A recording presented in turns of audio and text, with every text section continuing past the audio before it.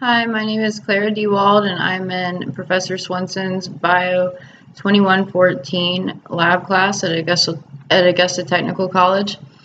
For this video essay, we were asked to describe the sequence of events that occur when you are very hungry and enter a house where you smell delicious food cooking, include both nervous system and digestive system processes. So the GI tract has its own nervous system called the enteric nervous system, or the gut brain. It contains over 100 million neurons, which is more neurons than the entire spinal cord has. The enteric neurons make up the bulk of the two major intrinsic nerve plexuses within the walls of the alimentary canal, which are the submucosal and the myenteric nerve plexuses. The enteric nervous system plays a role in both short and long reflex arcs. Short reflexes occur entirely within the gastrointestinal wall. Long reflexes involve the central nervous system, integration, and extrinsic autonomic nerves. For this video essay, we were asked to describe a sequence of events that occur in both the nervous system and the digestive system. So to begin, being very hungry would be the initial sensation, and this is an internal stimulus which the enteric nervous system sends as information to the CNS via visceral afferent or sensory fibers. Hunger is detected by enteroreceptors or visceral receptors.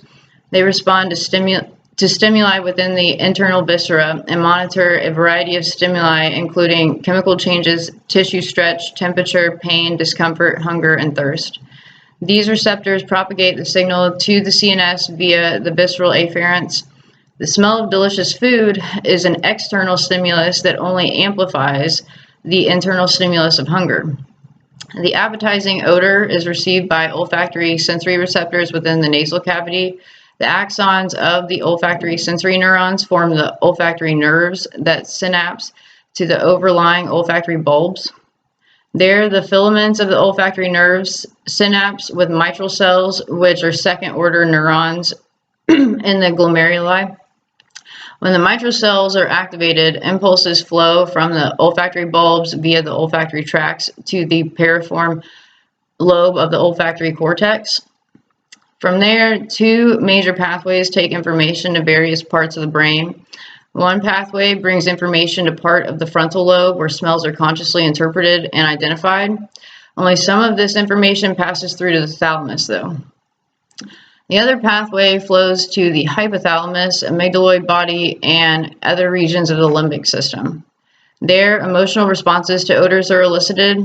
Appetizing odors stimulate salivation and the digestive tract. These receptors send the signals to the CNS via sensory afferent fibers. The smell of food alone is enough to trigger salivation, and salivation is controlled primarily by the parasympathetic division of the autonomic nervous system. Typically, when we ingest food, chemoreceptors and mechanoreceptors in the mouth send signals to the salivatory nuclei and the brainstem, specifically the pons and the medulla, and as a result, the parasympathetic nervous system activity increases.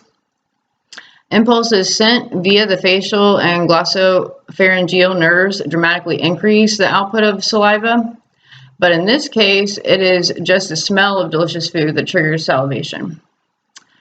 Also, the cephalic reflex phase of gastric secretion in the stomach occurs before food enters the stomach.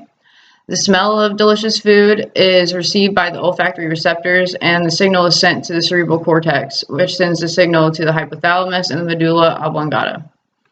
From there, the sensory signal is sent via the parasympathetic nervous system fibers of the vagus nerve, which stimulates stomach secretory activity of gastric glands, and acetylcholine is released, stimulating the output of gastric juice.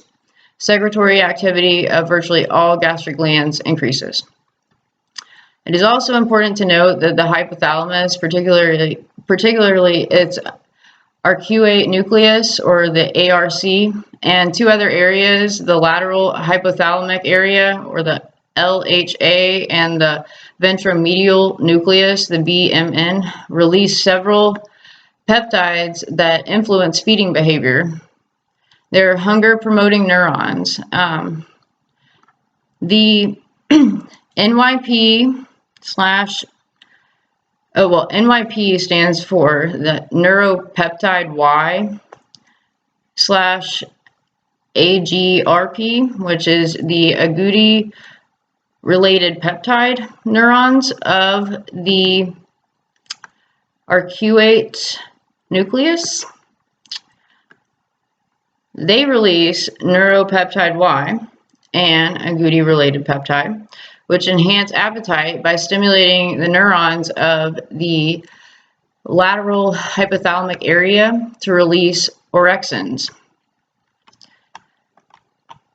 Also, it's important to note this too, that glucagon and epinephrine levels rise during fasting and stimulate hunger, and therefore we can conclude that there is an increase in both of these in our scenario. And both the internal and external stimuli will continue to trigger responses until the feeling of hunger is satisfied. The smell of delicious food alone could still lead to salivation even after eating though. And that is my video. Thank you for watching.